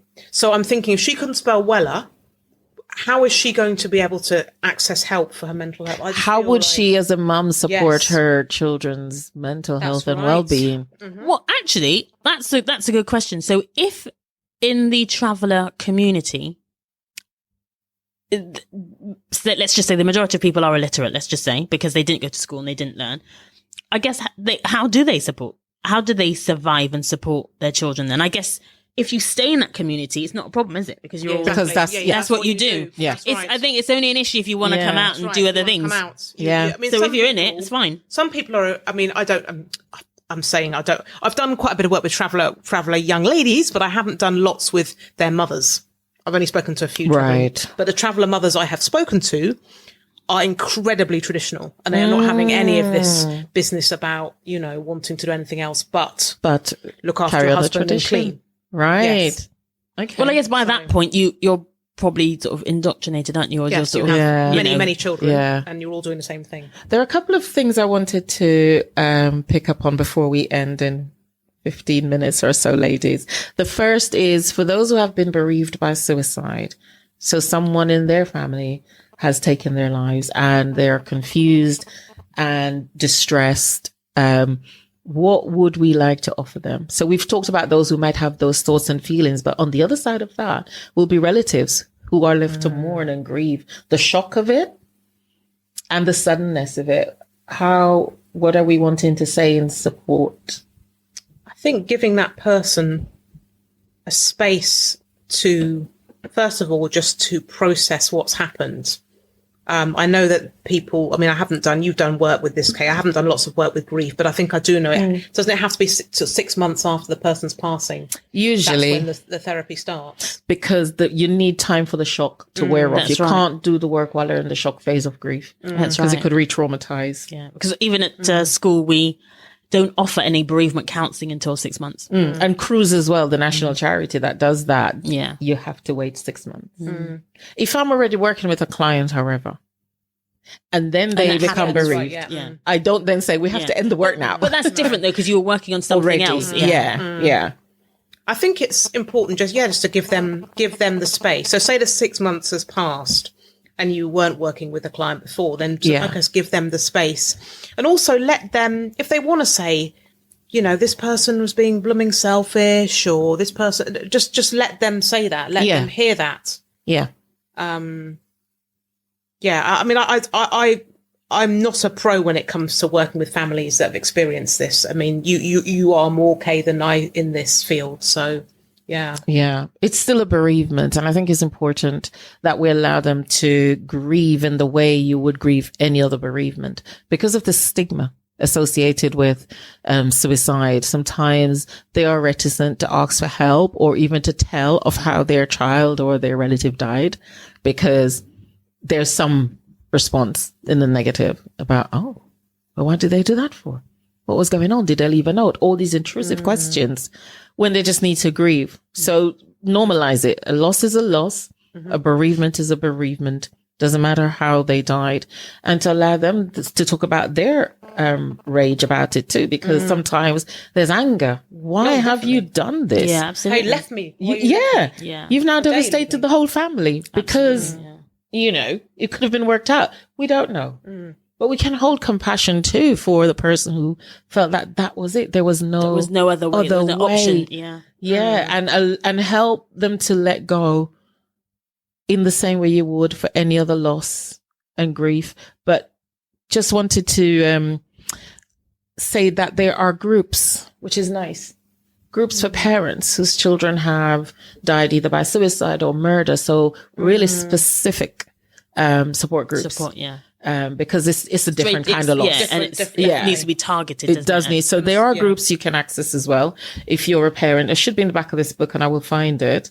But I'm going to give you lots something to talk about in the meantime. So when I was getting ready to record, I had a list of, because the poverty socioeconomic status is one huge factor. Yeah, definitely. What about when that's not a factor? So I've looked at famous people who have died by suicide and I've made a list. And I'm going to start off by saying for me, the most shocking one was Robin Williams. We were talking about that before we came on air.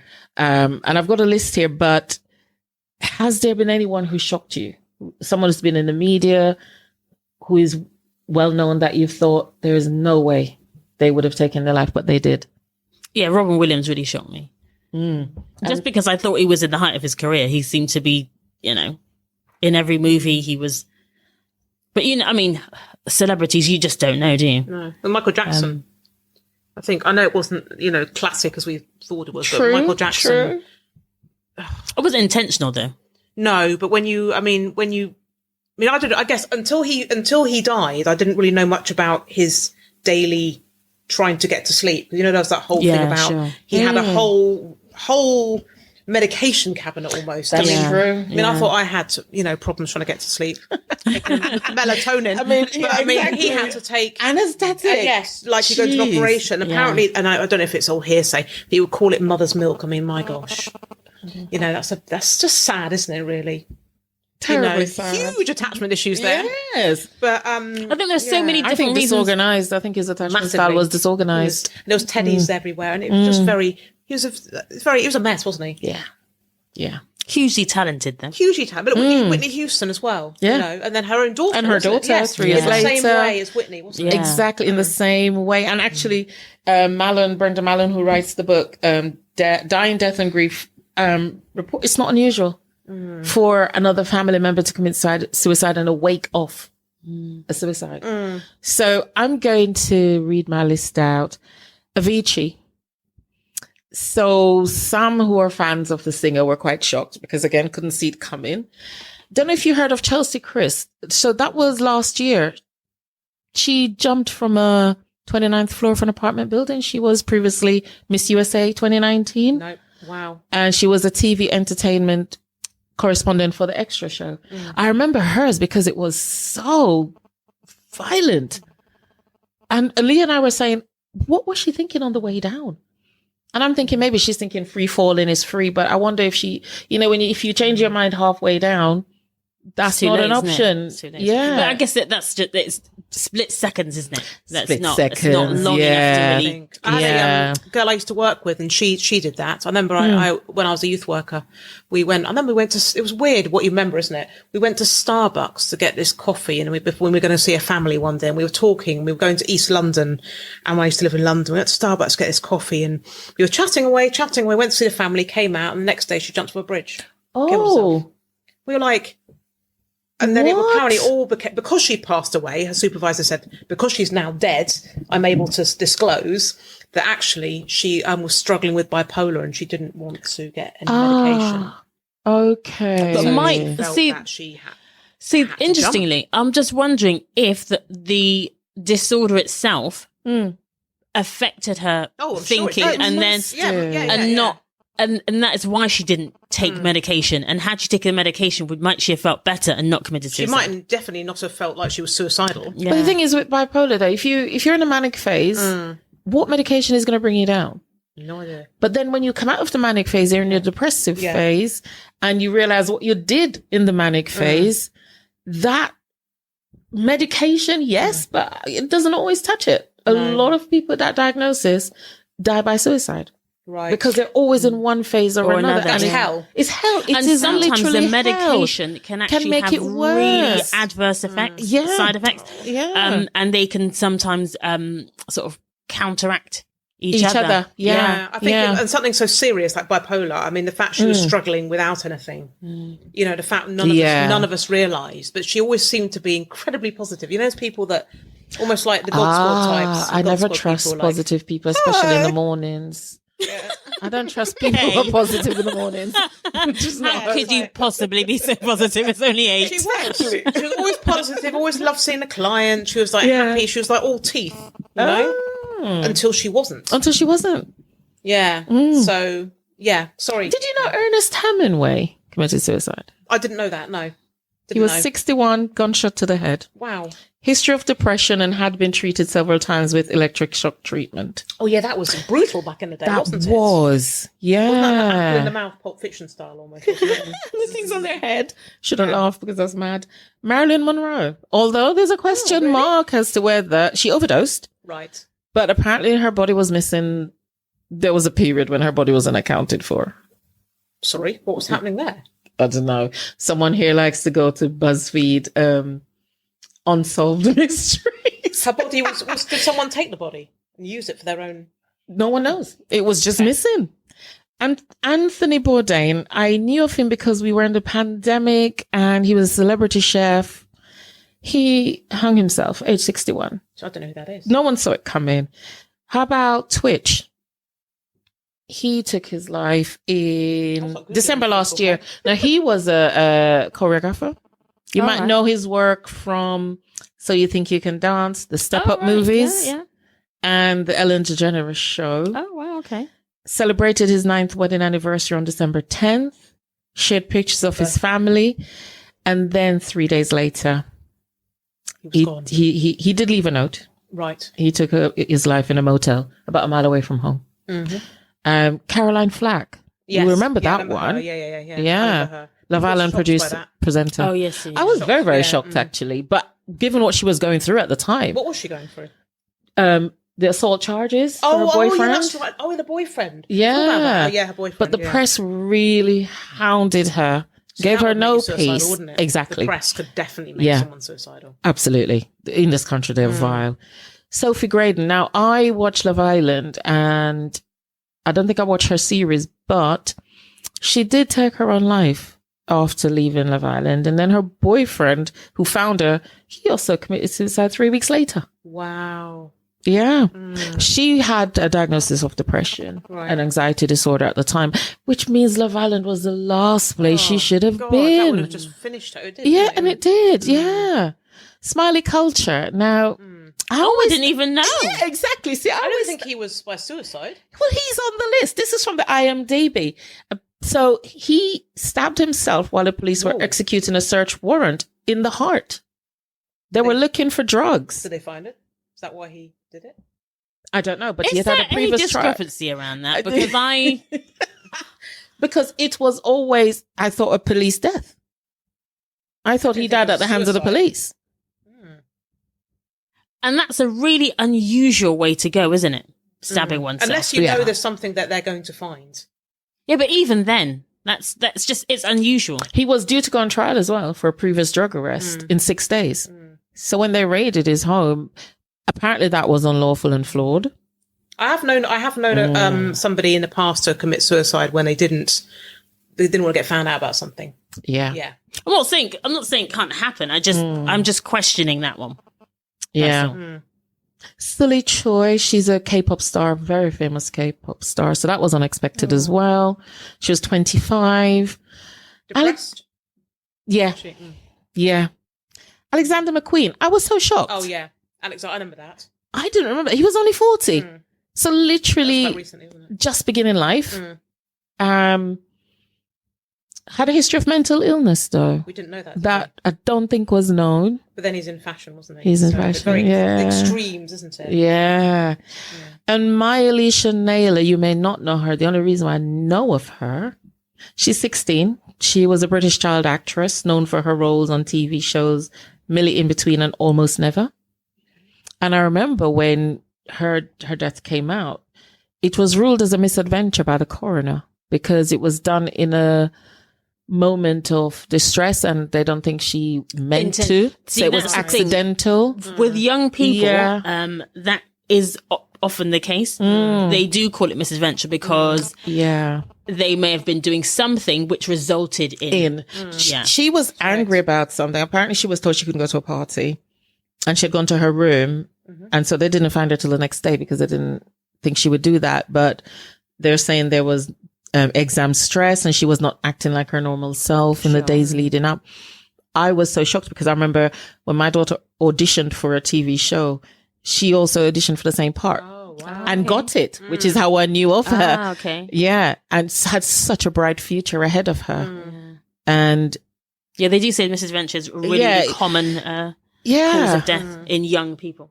So, I mean, like I said, when I went on the IMDb site, there were hundreds. But there seemed to be a theme.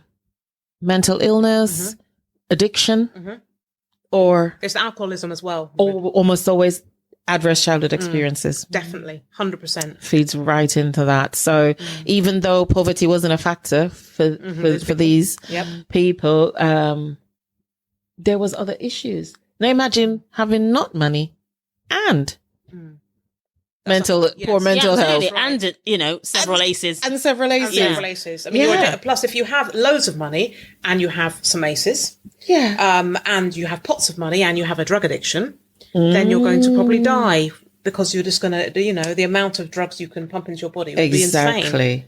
But also you can afford really good therapy. Of course you could. Like Macaulay Culkin. How is he still going? Macaulay Culkin it was a massive into crack and heroin, wasn't he? And then he looked like an absolute scarecrow. He did. And now he's had a child now and cleaned up and, Wow. But good for him. He bounced. Good for him. Good for him. Up and down. Good for him. Yeah. But Macaulay Culkin, again, I think he probably had a few aces, to be honest with you, because remember his childhood and his parents and all that wasn't healthy, was it, for Macaulay? So I'm not surprised he became an addict. I'm really not, with those parents. I have found the support network. Now, I'm going to just say... Brittany's going to need help as well. She is going to need help. She might be on that list if she's not careful. She may be if she carries on like this, yes. Right. So this book was published in 2008. So if the groups I mentioned now, the support groups, are out of date, my apologies, but there are two. Shadow of Suicide. And you can find them at www.tcf.org.uk. And then there is SOBS, Survivors of Bereavement by Suicide.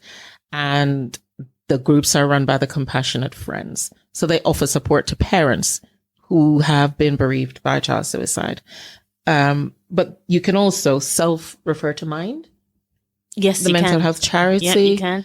I did find the number for SPA, but it is Kent-based. It is. It is. So, I mean, and the thing is, our listeners are from far and wide. Yeah. So I don't know how helpful that would be. But if you are Kent-based, The number for SPA is 0800 011 3474. But if you have any immediate concerns, you think your child's in danger, please call 999 and take them straight to A&E. And the number again for the Samaritans is 116 123. Yeah, so that's 24 hours. So someone is always there to take your call. Thank you for joining us tonight. We hope you're well. If you have been affected by this topic tonight, do reach out for help. We wish you well. We wish you good mental health, and we will see you next week. Bye. Bye for now. Bye. Beautifully.